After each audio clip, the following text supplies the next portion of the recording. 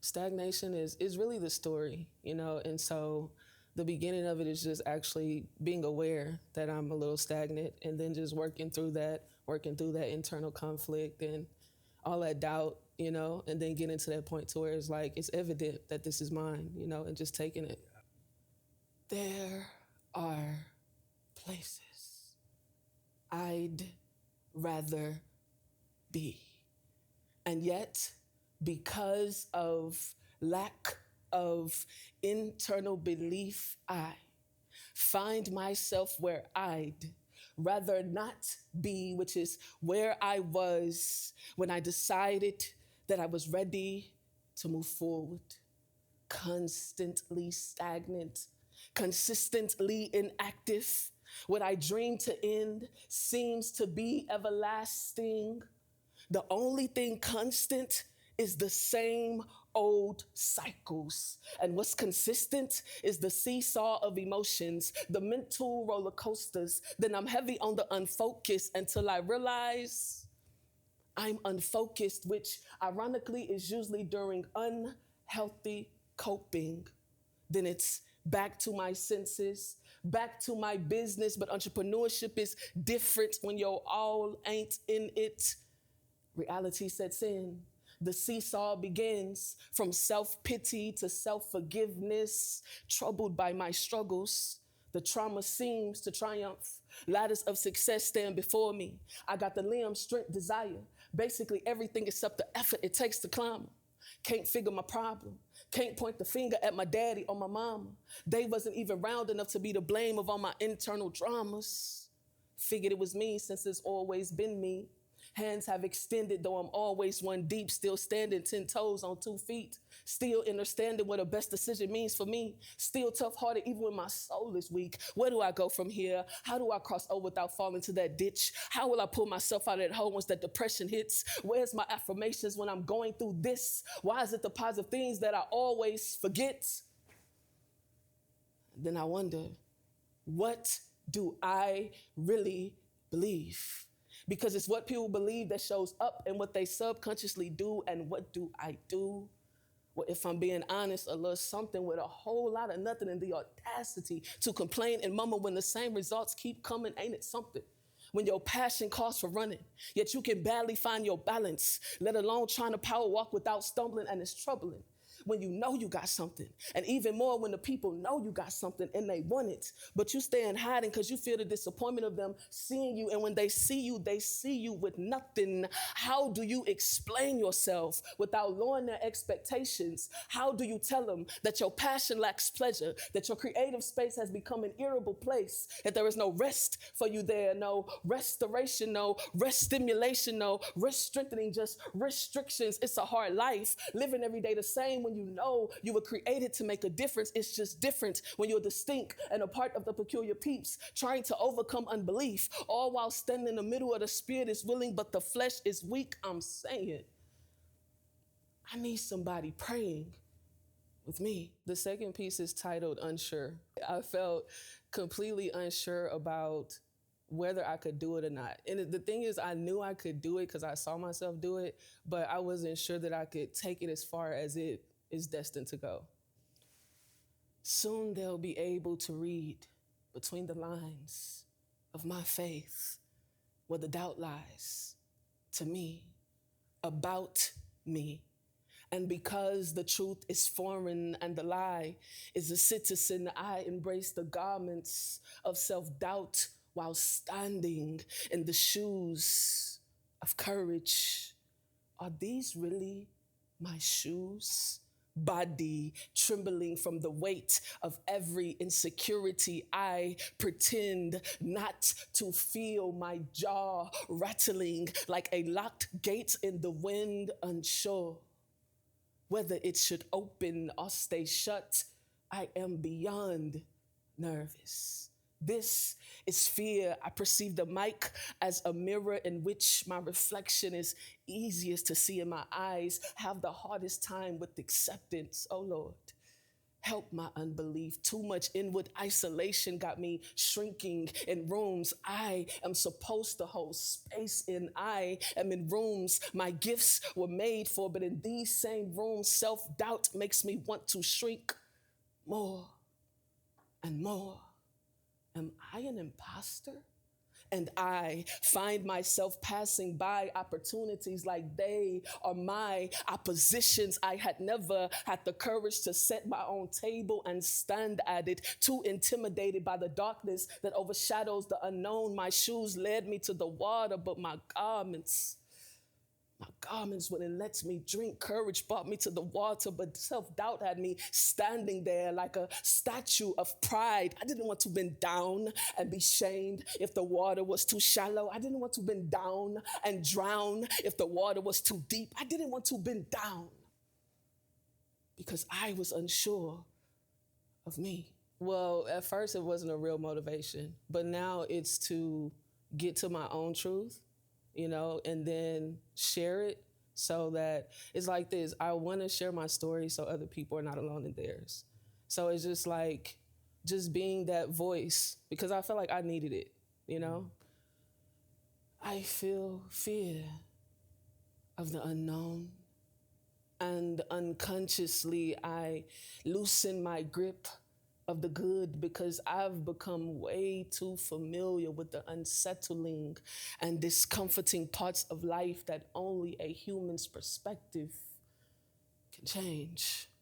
The unknown of the new me, or better, the core me, the before me, the me before the traumatic clutter, the me before the mental blocks, me before the verbal beatings from my kinsmen when I was a kid. And even then I knew I could only cry within, and so I did, yet wanting vengeance with blood in my intentions because it felt to me that they wanted to see the death of me. But I, even as a young girl, refused to let them kill my spirit.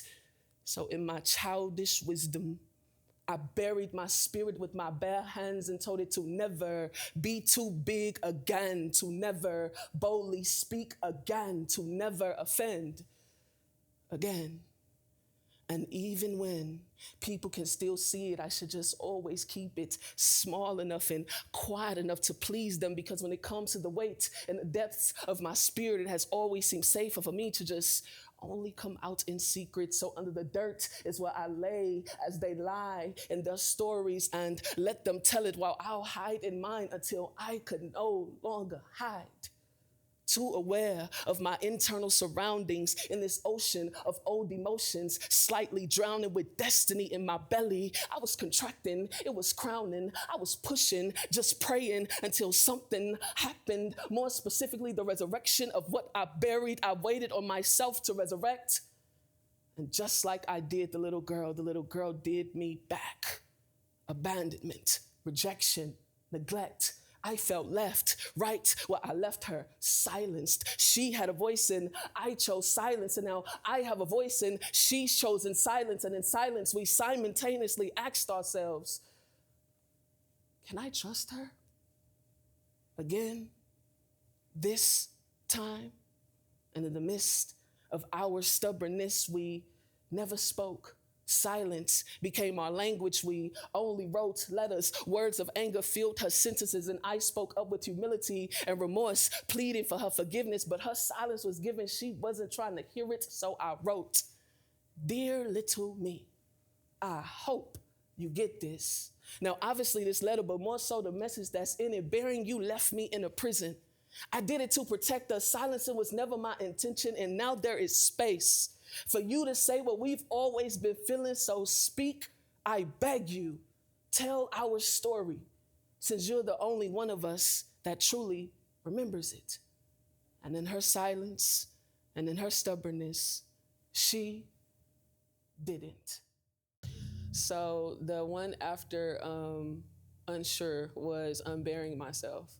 And that was honestly the most vulnerable I had ever been with my pen.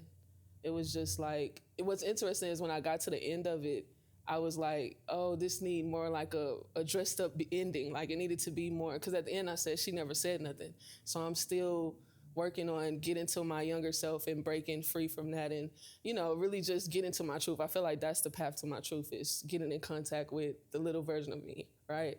So when I did the piece, at first I was going to make it like, oh well, she did respond, she did say something, and I was like, no, that's not what happened, that's not the truth. So I really enjoyed writing it because it was like, this is how I want my poetry to be. I want it to be my story, just like straight up.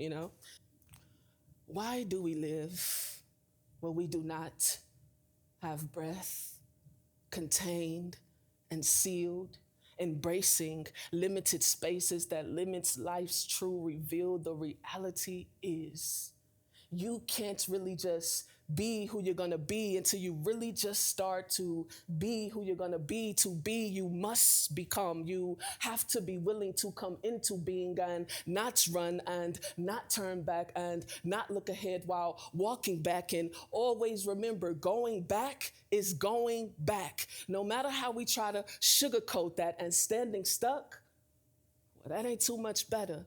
Remembrance becoming your hindrance. What happened last time you tried to become this? Failure is not your fear. The pain of it is, the shame of it is. And since it's always been you, who else gonna take the blame for all of this? This is what happens when accountability becomes your enemy, dragging you low about who you could be. Think well, be well. Well, when you're a logical person, it's easy to think, but people only do what they actually believe. So what do you actually believe? Do you believe you got work to do, or do you believe it was just a dream? Yes, you speak to the mountains, but do you really believe they will be thou removed? Will you wear your wounds as badges of honor, or will healing be your proof, your evidence, that it be evident through your ups, through your outs? You made it through without an open wound. Will you choose to heal during the process? Because the process in itself surely won't heal you. What people believe shows up in what they actually do. So what will be your actual proof? Because the reality is, you can't really just be who you're gonna be until you really just start to be who you're gonna be. To be, you must become. You have to be willing to come into being and not run and not turn back and not look ahead while walking back. And always remember, going back is going back. No matter how we try to sugarcoat that now, fully forward, it's gonna require you to be lighter. Meaning some things, maybe even most things, you're gonna have to leave far behind you. Can't any longer allow nouns to suffocate your belief. Gotta be able to stand on business, no matter the person, place, or thing. And if action speaks louder than words, then let them watch you speak. I say go ham on them through your passions, and always keep love and peace in your speech. I think you gotta be okay with sitting in the silence, because it just gives you the opportunity to hear and to feel what's going on inside of you. Because I think like when you're moving, or when you're trying to force creativity, it just, you can still get it if you force it, but I feel like when you're trying to get to that, the most purest part of your core, you gotta know how to just be still. Yeah. God's dream for my life is not to be minimized or scrutinized by faithless eyes and carnal minds.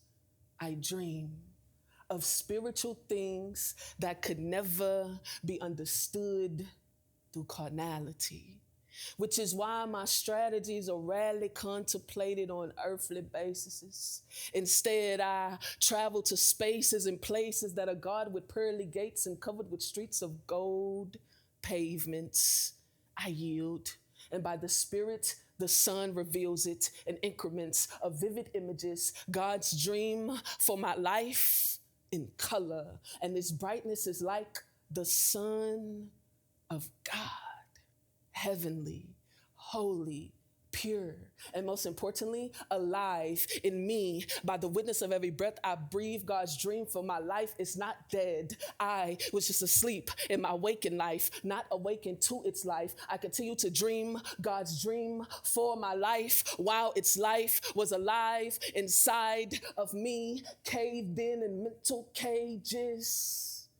I struggled vividly. With the balance of the two images I could see in me. My so-called creating the balance quickly became the recipe for battle between who I had been and who I had to be. For God's dream for my life, I had to change. And not me, but everything I thought about me. Had to change my thoughts so my thoughts could change how I saw everything in and around me. When I became awakened to God's dream for my life, I ran with that vision in my waking life as legal documents with the authority to take my life back from everything that tried to break my life, from the divine vision that God gave my life. You see, my life is no longer to be dreamed, but lived out loud, vividly, in color, visually, just like he showed me when I was asleep. And if it ever be in question whether God's vision be for me, my life will respond. Evidently, I'm creating space for the gift to do what it do, because it's already created space for me, right? So it's now me just reciprocity. Did I say that right? Reciprocity. Reciprocity. Yeah, so that's what that was. Right, you know what I mean? Don't think that. Don't think we know everything. So, and then, yeah, the last one is evidently, and that's just that moment when you realize, like, yeah, I'm really her. You know what I'm saying? In my lane, doing my thing, and there's no reason to doubt that.